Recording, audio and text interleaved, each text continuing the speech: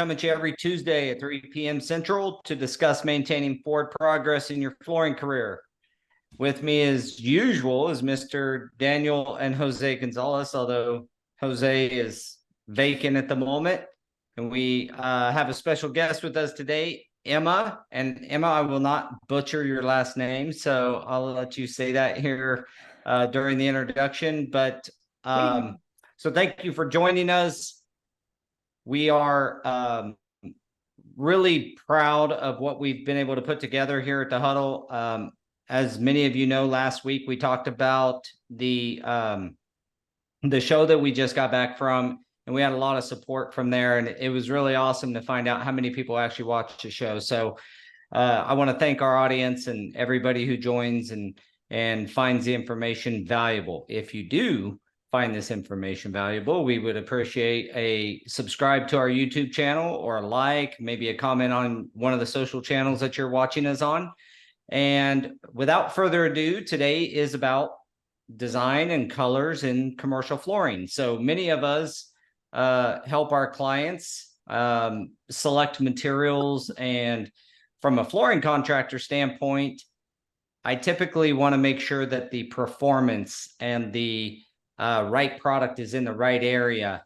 But I am not a design expert and colors, and I'm really excited to kind of hear your take on that. So without further ado, I'd like to introduce Emma. Emma, could you tell us a little bit about you and your company and what you guys are up to? Yeah. Thanks again so much for having me on today, Paul. It's been it was an honor to be asked. But so my name is Emma Schlittenhardt, first of all, and I am an interior designer. I also have my master's degree in architecture, so that is one thing that sort of separates me apart from a couple of the other designers, at least here in town. And I own and operate an interior design studio called Hardt Studio. Hardt. It's the last 5 letters of my last name. The whole thing was obviously just a little too much, so we just stuck to the last part of my last name. And so we started in 2020 amidst the COVID pandemic. And I started as just myself, and I have grown it to a team of 4 now. So it's myself and 3 others. We offer everything from floor plan drawings. We do a lot of 3D renderings. We do finish selections. We do furniture selection. We do decorating and organization services as well. And we work primarily on residential or commercial remodels. I'd say it's about a 70-30 split, with residential being the majority of what we do. And then I'm also in the process right now of opening up a showroom, and we're going to be selling hard surfaces, so flooring, backsplash, cabinets, counters, things like that. It's going in a well-known area of our city here in Wichita, Kansas, and it's going to be called Bacote Showroom. And it'll be a place where my team can go select our materials, of course, for clients, but then we will have a retail component as well. So we'll be open to the public, serving interior designers, builders, contractors, and then just the general public as well. That's great. That's awesome. What I got a couple questions from your intro. You have a master's in architecture. Mm-hmm. What made you decide to do that? That's pretty rare with designers. Yeah. So math has always been my favorite subject in school. And it was kind of a surprise to even me that I decided to go down a more creative path. But I kind of found that passion in college, and then got my bachelor's in interior design, and then decided that I wanted to go do my master's. And there were actually a couple of different components that played into that. The first one being that I'm really competitive, and nobody in my family has a master's degree. And my mindset is like, why not me, right? And so it was only 2 more years on top of my other schooling, and I did it all online. And so it was really like a why not. And then the second reason is I worked for an architect for a while I was doing my undergrad, and he was really a big proponent of getting a degree in architecture of some sort. You know, he'd been through the 2007 housing market crash. He worked for a firm at the time, and he's like, the first people that got fired were all the interior designers. So it kind of scared me, honestly, a little bit. But, you know, interior design is definitely a luxury service. And when the economy goes, that's just one of the first things that go. And so I wanted to obviously have a little bit of job security. And then I knew that it would also separate myself from the crowd, and I would have the knowledge to do more than just pick out the pretty stuff. Yeah. Yeah. Well, that's cool. What's last question here? What got you to want?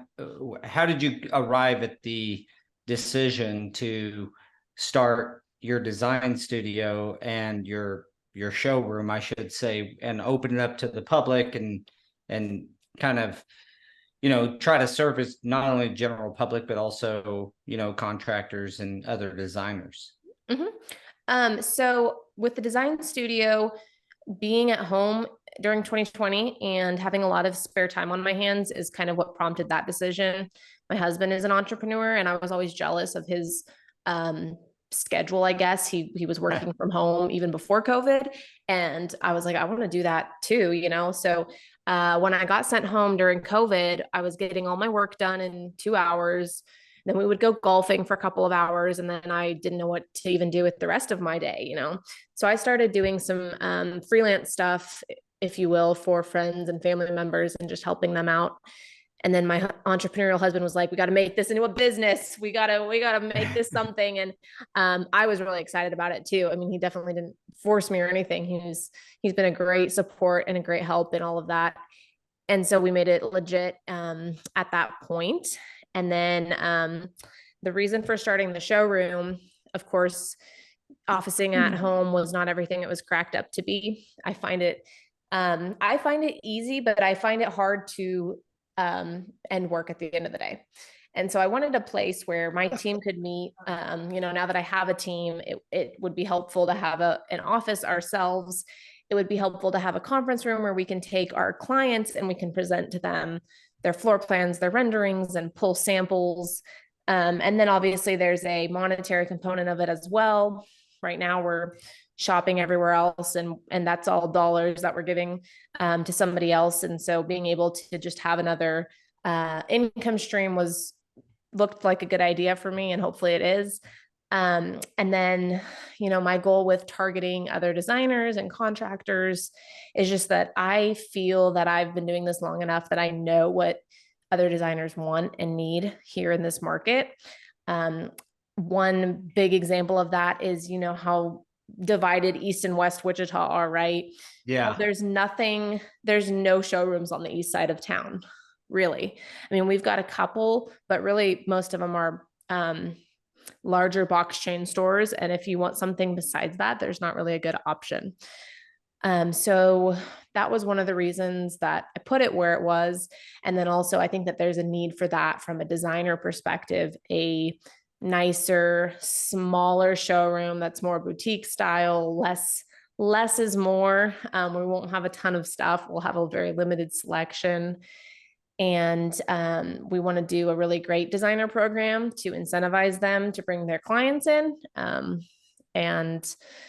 And then, yeah, just being in the location where we're at is what made us want to be open to the public, because it's a big, like, it's a strip center basically. So there's people walking back and forth all the time, lots of restaurants in there and other stuff. So. Well, awesome. Congrats on all that, by the way. Yeah, thank you. So guys, when you are helping a client select flooring, how often are you working with a designer? Very minimal, actually. Yeah, let me move this. Sorry, I was coughing earlier, so that's why I disappeared, came back. So as far as working with a designer, very minimal. And the reason is that most of the clients already have what they want picked out, or they have something in mind. And like she said earlier, it's a luxury, right?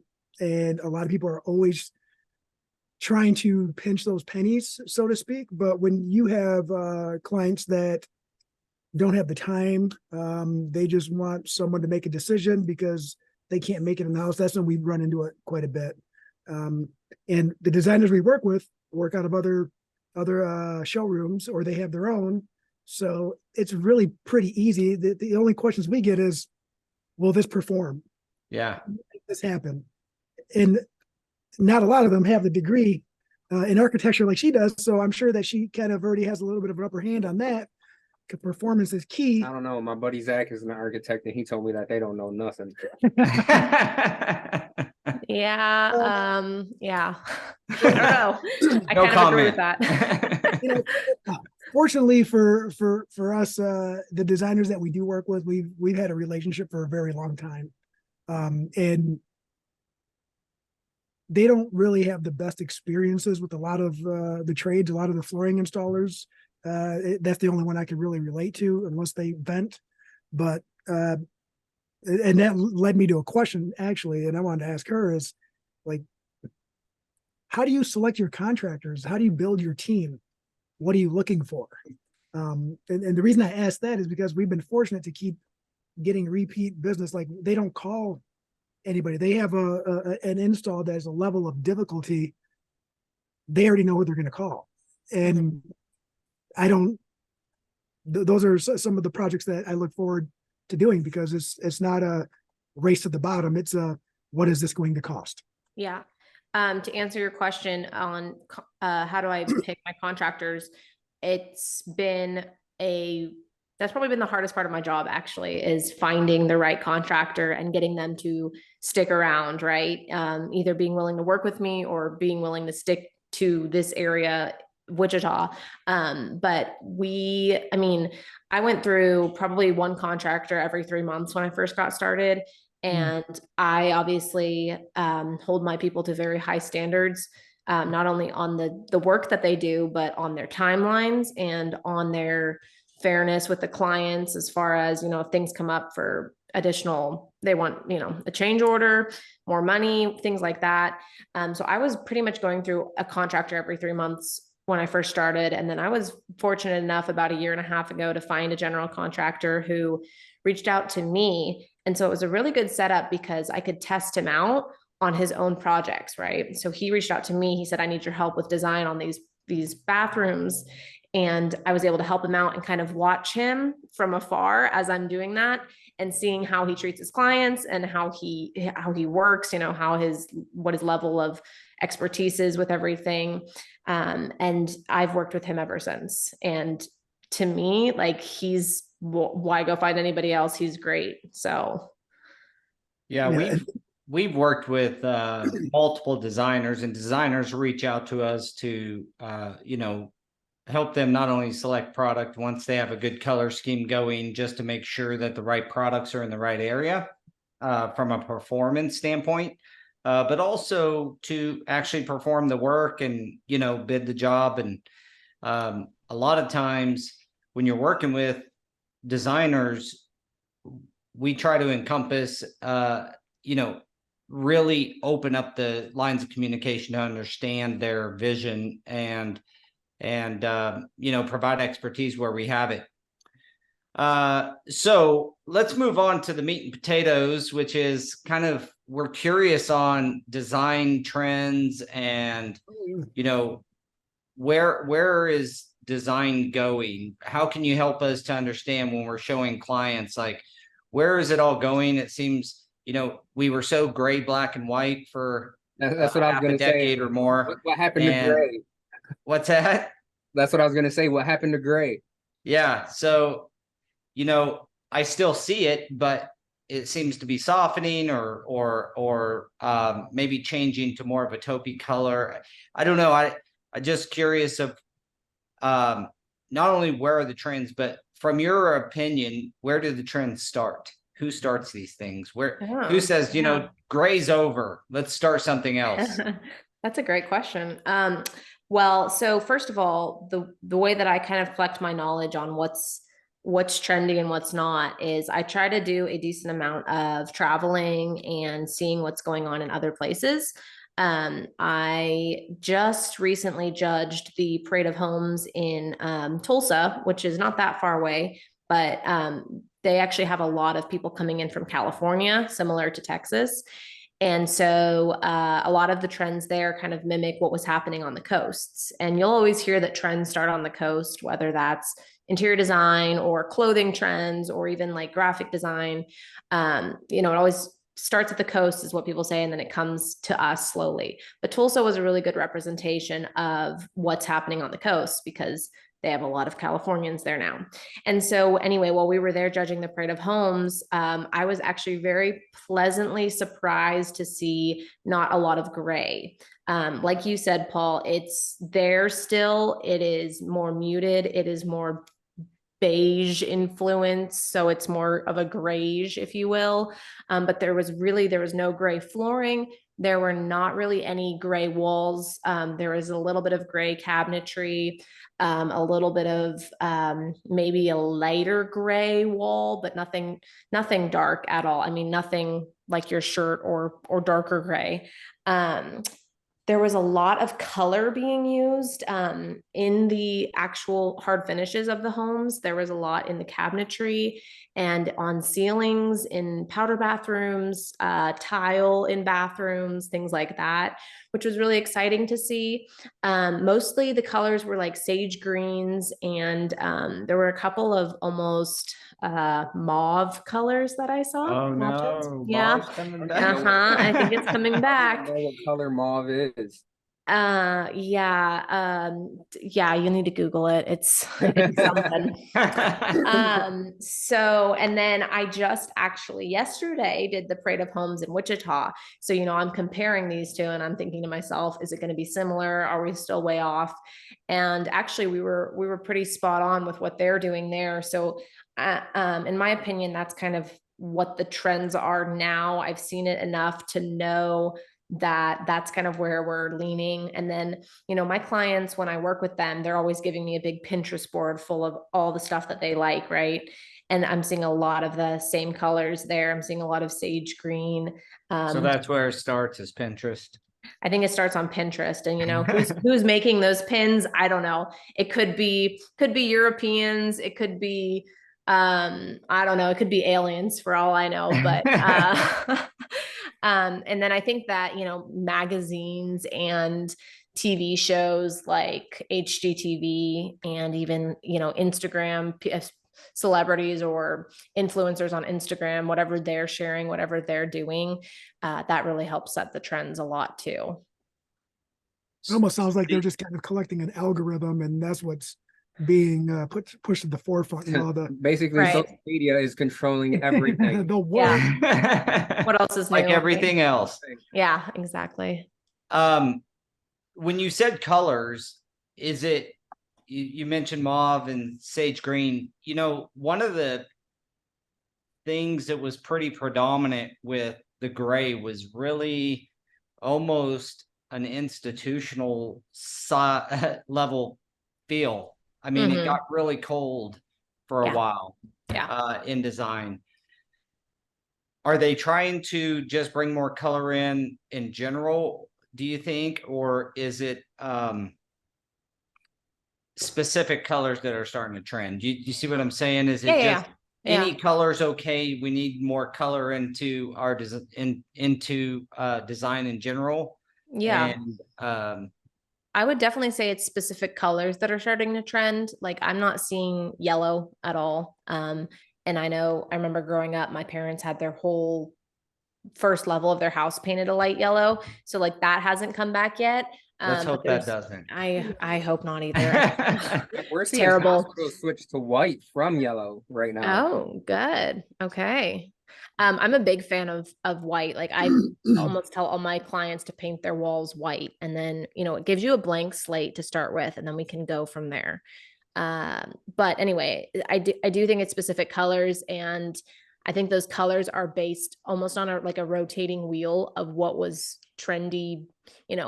People my age have PTSD of yellow. So that's not going to be trendy for a while yet. Now, once my generation starts to hit probably their 60s and their 70s and nobody listens to us anymore because we're old, then that color might start to come back because we've all kind of forgotten about how terrible it was.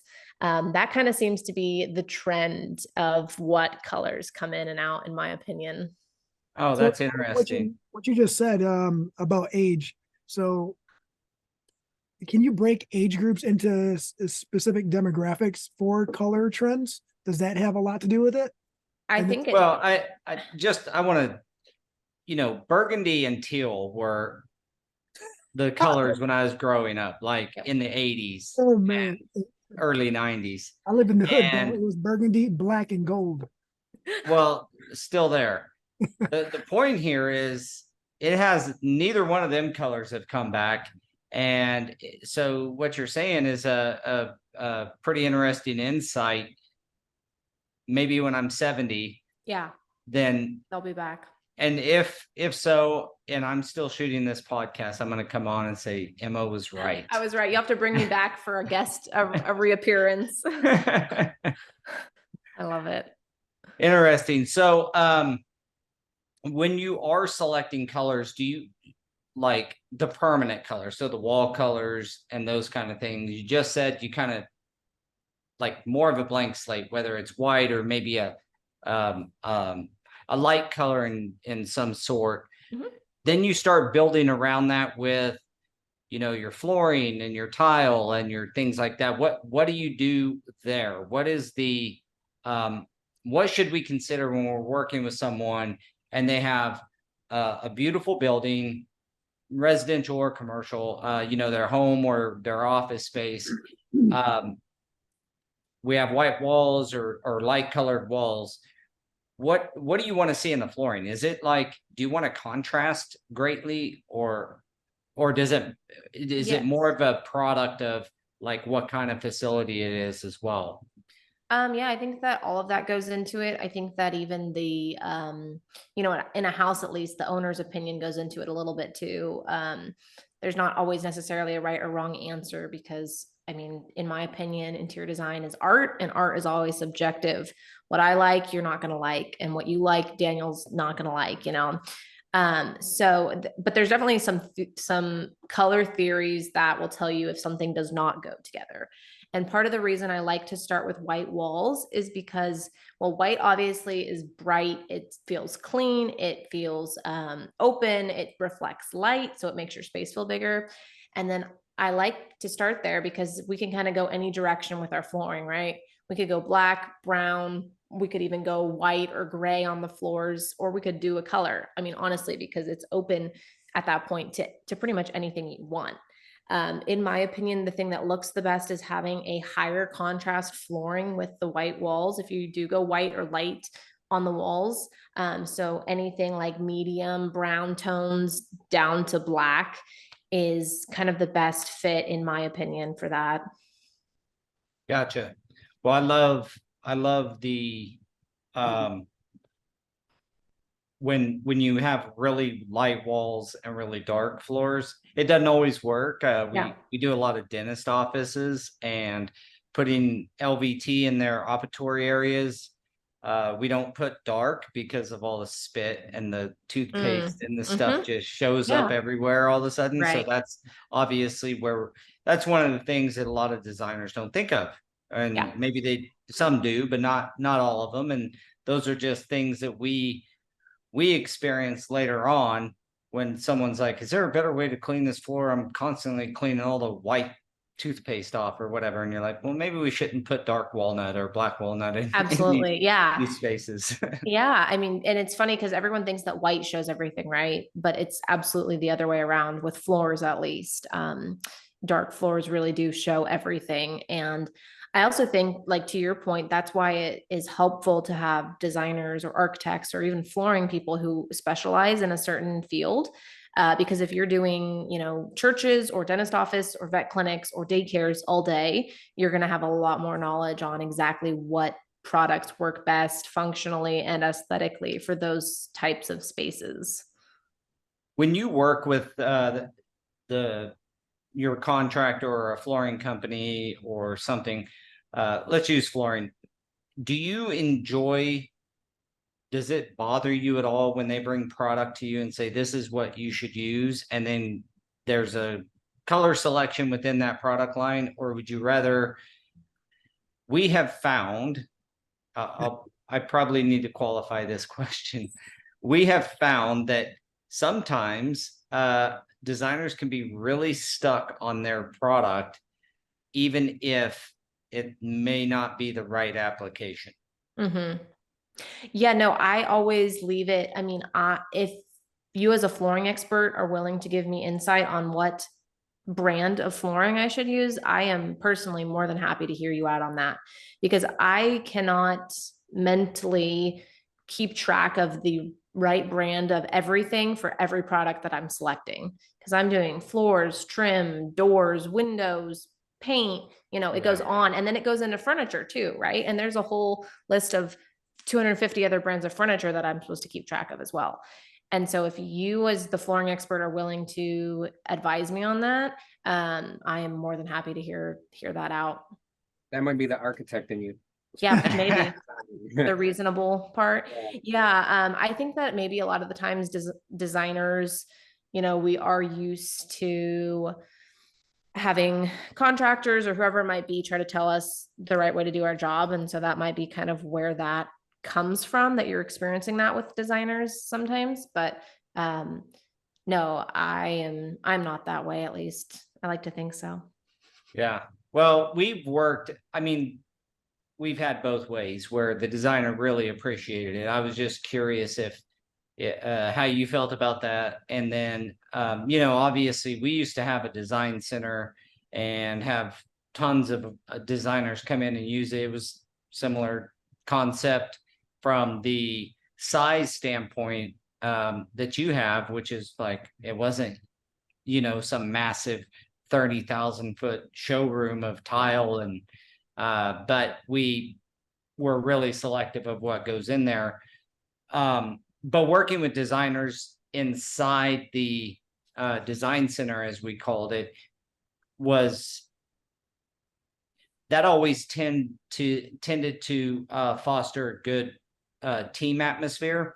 It's when they have selected something on a set of drawings and we're like, that is not going to work in a shower room. It's LVT and it's glued down. That's going to be a problem. Yeah. And they're like, well, just use it, Anyway, on to the next question before I stick my foot in my mouth. The next question, and this kind of tends to go a little bit more on the business side. How do you bridge the gap between desire and budget when you're dealing with the client and they got to, that old saying, what is a champagne taste with a beer budget? Beer budget. Yeah, I hear that all the time. I've never had anybody tell me they don't have a budget. I've had people who won't give me a number, and then it's not until I've picked stuff out that they say that that's not in their budget. And then, that's obviously always frustrating, because you're like, well, what is your budget? That would have been good to know. But yeah, it's definitely a challenge. My biggest thing is I won't even look at stuff if it's not in their budget. So as soon as they give me a number, if I know that, we have $5 a square foot to spend on flooring, I will, because I usually start my search online, at least. That's how I do it now. When I have a showroom, that'll probably change, but I will filter it by my price, and I don't even look at anything that's not in my price point. And so that kind of helps me to stay within their budget. As far as quality goes, if there is an item that I think is going to be better for them and it's not in their budget, I'll usually bring that to the clients and kind of let it be their call. Hey, this is $1 a square foot more. It's going to be a $2,000, addition, but I really think it's worth it because it's going to last you another 15 years.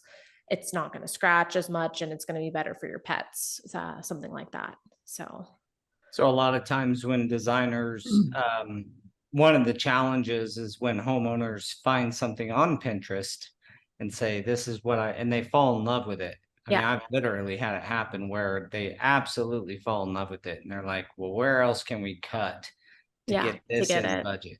Yeah.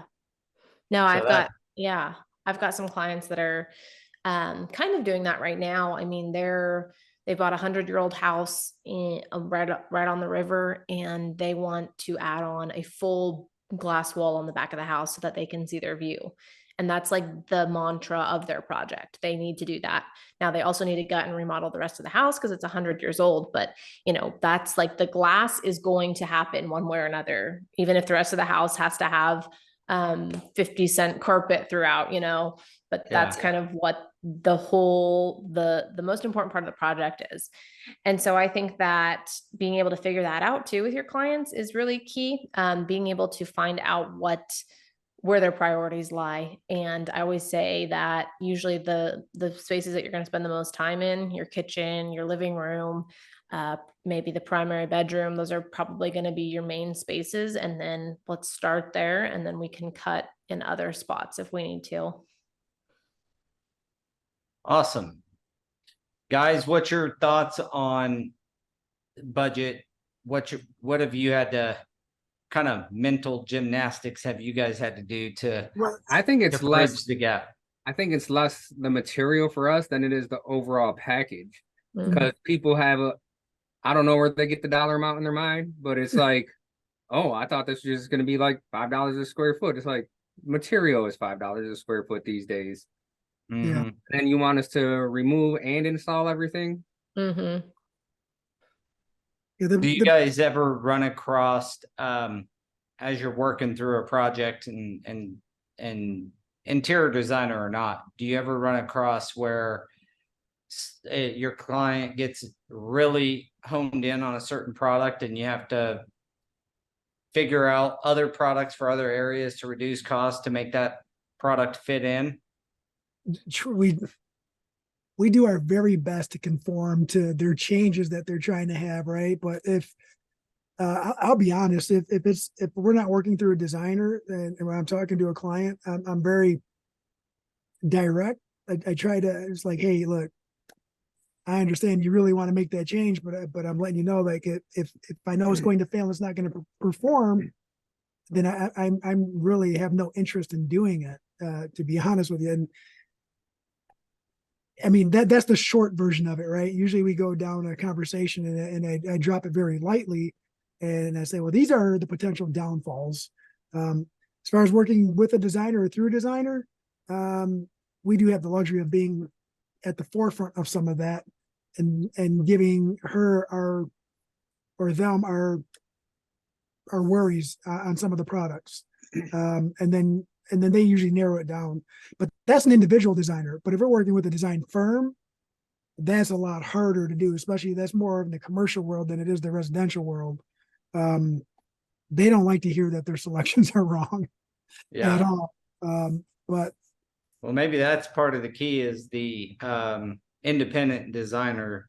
That's a good insight as well. Is when I get outside my comfort zone, I reach out to the designers that I know and try to get somebody on board, because I may be an expert in the flooring product itself, but how it ties in with all the other elements in a building, I'm not a designer. So that's where people like Emma come in to save the day a lot of times. I guess from when we're talking about, color and design, you have an architect background or degree. How much has that influenced the way that you approach these things? Yeah, a master's in So what kind of things in your architectural from that degree, does that influence your design? Because you do floor plans and things like that as well, you said. So obviously that's going to be derived from the architectural side of you. It's really intriguing to me that you have both sides. So I'm curious, when you start selecting your products that you're going to utilize, does that I mean, it seems like it would influence the way that you do your selections, not just for color. You may be an outlier, I guess is what I'm saying, where you consider how it's going to be used as opposed to just what looks pretty. So in architecture school, they I think there is one class maybe on finishes, so there's not a whole lot of focus on it, but the one class that there is on finishes is all about functionality. It's not really got anything to do with color. And so it definitely helped me a little bit to kind of just take those other items into consideration. They're really good about teaching you that in interior design school as well, that, you know, we're not just looking at color. We have to make sure that the product is going to hold up and that it's going to function the way that the client needs it to. I would say the biggest thing that the architecture degree did for me is it opened up my knowledge into commercial design a lot more. Really, when you do interior design school, the focus is on homes, and then switching over to architecture school, it's on commercial design, right? And so I don't know if it changed a whole lot about how I think about the functionality of products, but it definitely added a lot to my knowledge for codes and ADA and all of that. And that all goes into selecting product as well. I mean, not a lot of people know that there's a coefficient of friction that you need to maintain on your tile if it's going into an ADA bathroom, or just a commercial bathroom in general. So it definitely did add to my knowledge base, and I'm very helpful for that because it makes me sound really smart if I'm able to spitball stuff out. I remember one time I was working with a guy, and we were doing a therapy clinic, and you know, he texted me 2 pictures of doorknobs, and he's like, which doorknob should I pick? And one of them was one of the traditional round where you twist it, and one of them was more of the lever kind of doorknob. And I just respond, and you know, he wanted my opinion on looks, and I responded and I said, you have to do the lever knob because you have to be to code, and part of ADA code is that somebody without a hand has to be able to open that door. So you have to be able to open it with your elbow if you don't have hands. And he was just like, whoa, I would have never thought about that. I'm like, yeah, well, Never thought about that. And we work in hospitals all the time. yep. So Well, everybody just learned something. now you'll start paying attention. I bet you'll see it a lot more. So there you go. So you're saying that your background with your degree helps a little bit with the engineering process as well, so that you kind of have an idea of this might be feasible or this is way out of line, or with the budget you submitted to me, I can tell you that we're going to open up this can of worms. Yeah, that exactly. helps. Yep, it does. Well, and it helps that you are creative, but it's almost like you're creative second. Yeah. Like you're analytical and math driven first, and so that probably helps a lot, because I love all my designers, so this isn't, you know, but even though they're taught, just like you said, in design school, that functionality is important, I have found that you know, a fair number can get really hung up on a certain color. Like that color, if I cannot get it switched over to a different brand and it keep all the same design, look, color, like they don't want to look at it, and they get really stuck on that piece of it. I'm working on a project right now where, you know, it's over budget, and so we're getting creative with some of the product selections and trying to cross over an LVT that is pretty unique to that brand and style. And so I can't find something that's like almost the exact same. And it is a struggle. We are struggling to get that. Someone has to move. Like the budget's not going to move. It's been clear they're not going to spend any more money. Right. And I've got to switch this out to be able to have any hope of hitting the budget. So in that realm, it's like, please, like, come my direction a little bit. You got to give a little bit. Yeah. So that's why that question came up earlier. Actually, the gap between the budget and the you know, the design and how you like work through that, because we definitely have those scenarios come up fairly often, several times a year at least, where, you know, we're stuck almost between a rock and a hard place. So yeah, we were on a project a few years ago where this she was actually maybe she wasn't a designer. I forget what she did, but She she was didn't like, selecting the colors, it sounds like.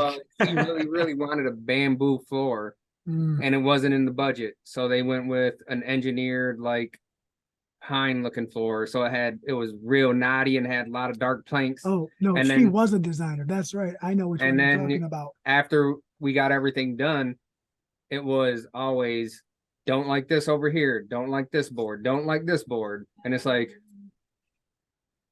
She was a designer. Actually, she's a designer for a very large firm. She does a lot of spec designs for Okay. companies, and she selected a material that the variation in the boards was all over the place, right? It was different sizes, like it was a wood floor. And instead of saying what she didn't like at the beginning, she waited till everything was installed. So, yeah, that's crazy. Well, this Well, kind of leads me to kind of my final question for you, Emma, which is, it was touched on a little bit earlier, but what are the keys to success in your mind when dealing in these scenarios where you're dealing with other people, you're dealing with a team? You talked about finding a good contractor, but a lot of times you're kind of in a luxury position in the low bid world of commercial building where you never know who the GC is going to be until the bid is over, and you get told that, oh, guess what, XYZ GC's the builder, and they have their team that they've assembled of low bidders, and so. But working in those scenarios, when you're working with teams and just what the guys just brought up, what Jose was just talking about, where he's trying to, be proactive, or he wishes that would have been proactive. We all have our frustrations with, working within a team. But what are some of the keys to success that you found in your relationship with, say, this current builder you're working with? What makes it work so well? Not just its quality. There's got to be some other things. Yeah. I mean, I know that this one's a cliche, but honestly, communication is 95% of this job. And I'm sure you guys know that. But even if something does go wrong, because no, not even if, when something goes wrong, because it always does. There you go. If you can communicate it upfront and effectively and be professional about it and catch it in time, and you can communicate that to your client, you'll actually find that most of the time they're not that upset about it. I mean, people aren't usually upset about something going wrong. They're upset that they were not told or that they were not asked. So for example, I was on a project and the contractor said they were going to move a wall. Nobody told me, nobody told the client, they just moved it. And, their excuse was, oh, well, we needed to move it because something about the plumbing line. And I said, okay, well, that you should have at least run it by the client. Like, even if you don't want to run it by me, of course, I would have liked to have had it run by me, but you need to at least tell the homeowner. Again, they wouldn't have been upset about it because they had to do it. Just being able to communicate that. And then, I think communication of timeline and budget is also huge. Putting forward the right expectations, making sure your clients know what to expect. Again, they're not going to be upset if you tell them it's going to take me 6 months, but you got to tell them up front. And that way they have that expectation in mind. So I think that's really the reason that my contractor who I use works so well with me, is because we're pretty good about communicating with one another. I probably talk to him 15 times a day. We're on the phone probably every 30 minutes, just different project, or I'm asking him a question about something. And again, that's just to eliminate as much error as we can. Well, that goes even past like communication. I just want to point out that that's embracing almost communicate, like really embracing communication. Yeah. What you said earlier about the wall being moved, I would imagine that part of the frustration can come that they had no say in it. Like maybe they would have wanted the wall moved a little further. Right. Or you know what I Exactly. mean? Like if the wall had to move, Yeah.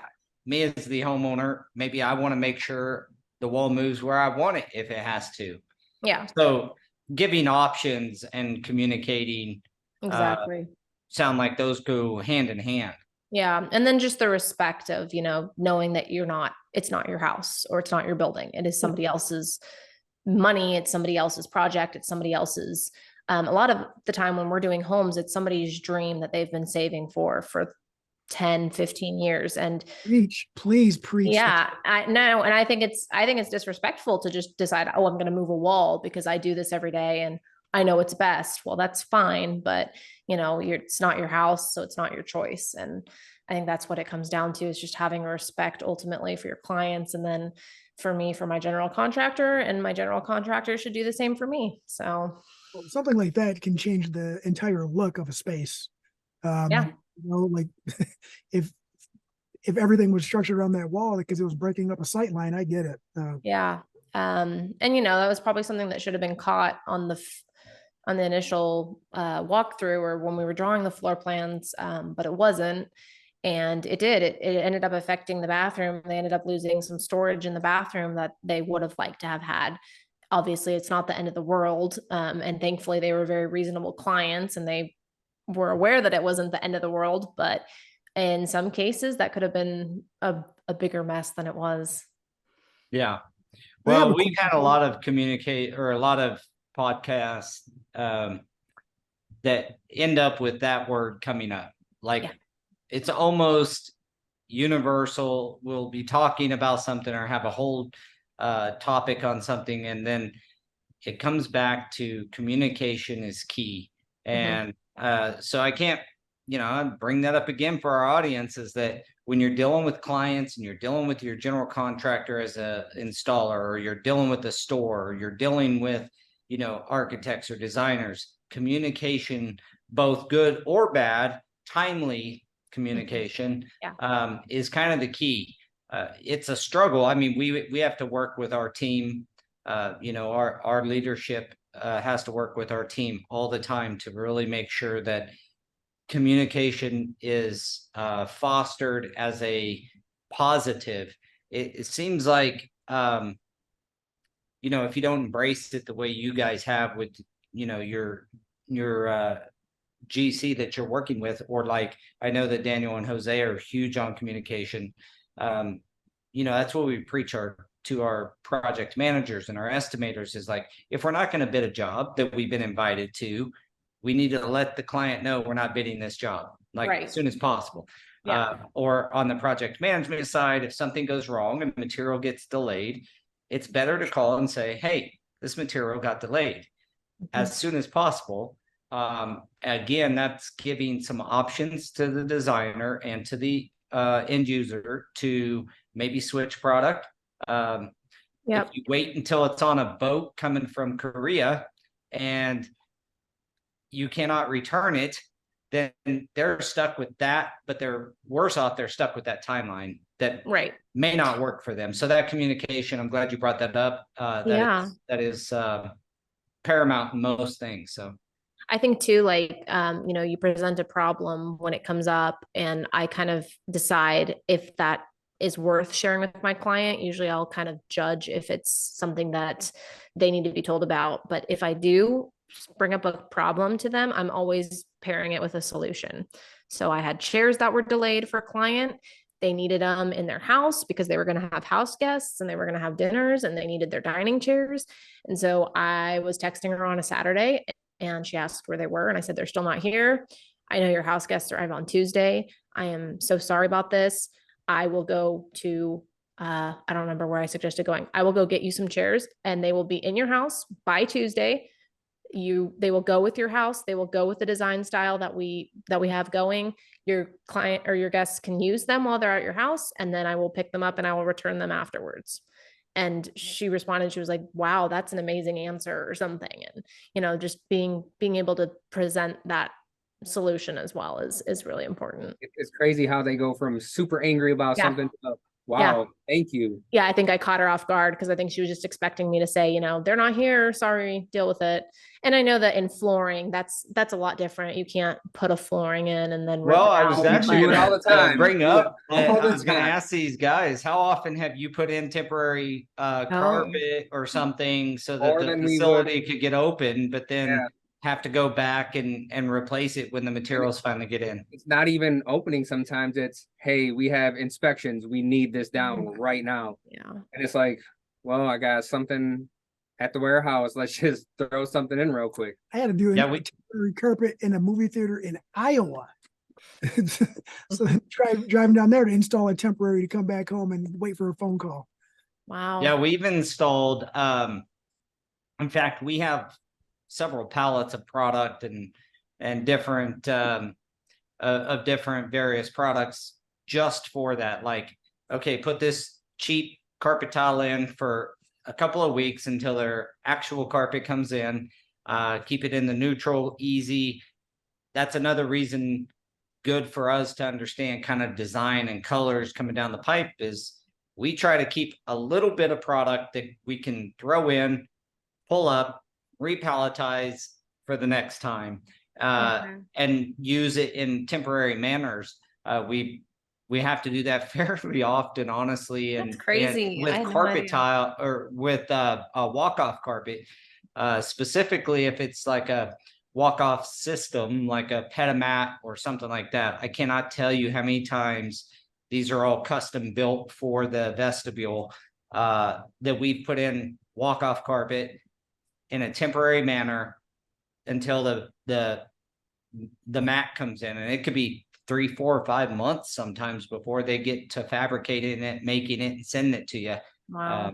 Unfortunately, we had a car dealership. We just got it in, but it took almost 4 months for that product to get made, and we had to put temporary carpet in.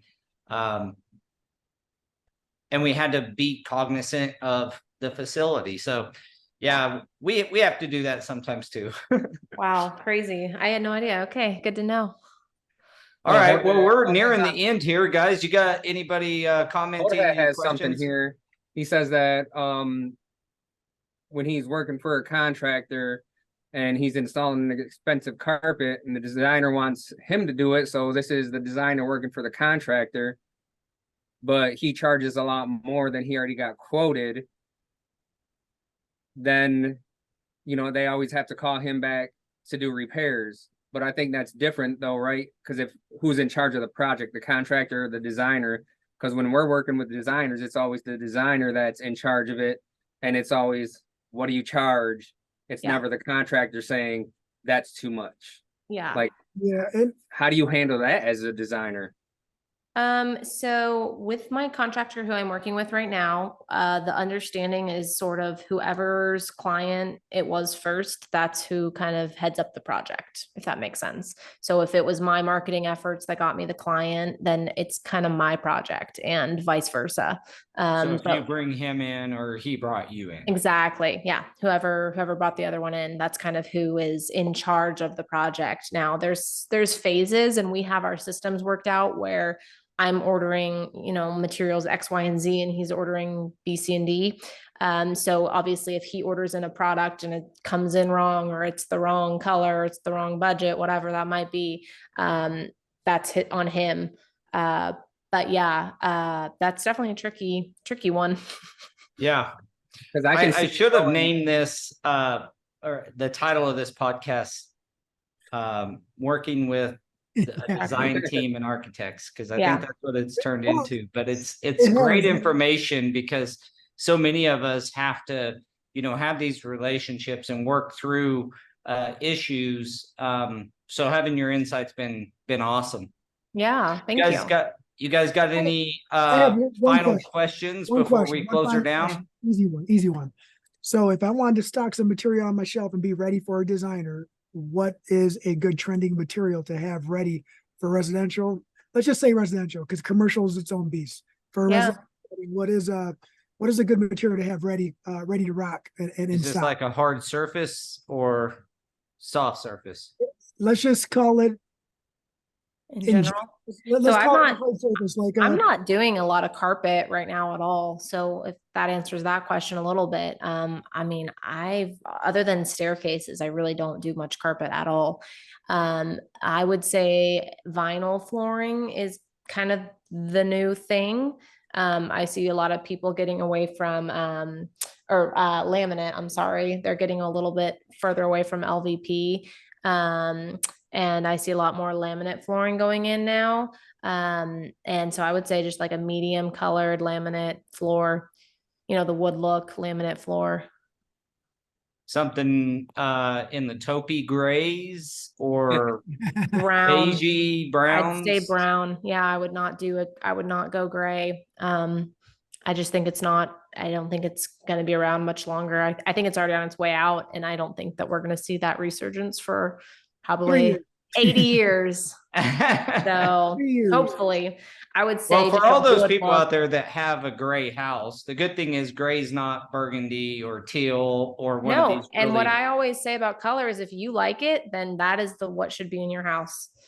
It doesn't matter if it's a trend. It doesn't matter if I like it. If you like it, then great. It's your house. Well, that's they're the ones who pay the bill, so Yeah. I think that's a good approach. And I'm just Right. gonna All give right, a well- quick shout out to Jorge and Kevin for actually commenting today. Oh, Thanks, Kevin. Thanks, Jorge. thanks, guys. There's a couple of our really high-end installer guys that join our podcast every week. They're great dudes. We got to hang out with them again a couple of weeks ago. So shout out to Jorge and appreciate your comments.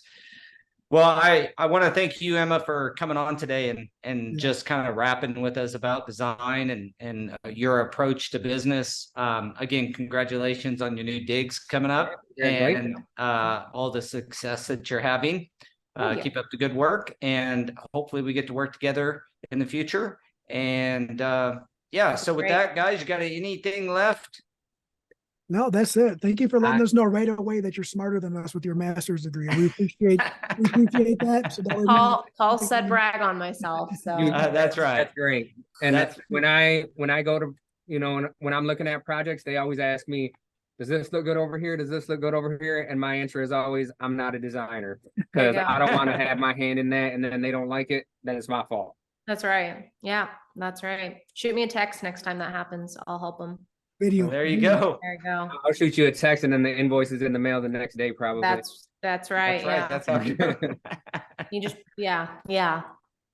All right. Well, thanks again for joining us. It's been a pleasure getting to know you a little bit more and understanding your approach here, particularly the way you approach business. Honestly, it's impressive, and I'm glad that you're having some success with finding a good team to work with you and growing your team. So, Thank you. gentlemen, as always, I appreciate you and the staples of the huddle. And with that, I am going to close it up. So thank you, everybody, for joining us. And again, quick reminder, hit that like and subscribe, give us a comment, and let us know what you'd like for us to talk about, guests you'd like for us to bring on. And I'm sure we'll have Emma on again in the future. So with that, we'll see you guys next week. Yeah, have a good one. Bye. All right. Thank you.